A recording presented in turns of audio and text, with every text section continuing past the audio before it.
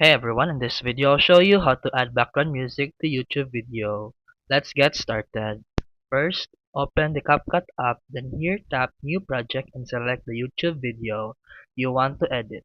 Next, tap the audio option at the bottom, then choose sounds if you want to use CapCut's music, or tap extracted if you want to get music from another video, or files if you want to upload music from your device.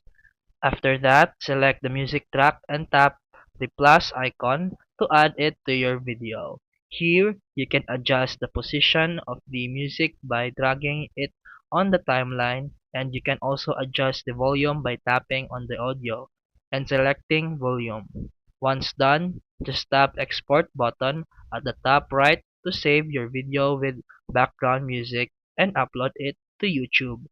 And that's it for today's video. If you found this helpful, please like and subscribe for more videos. See you in the next one.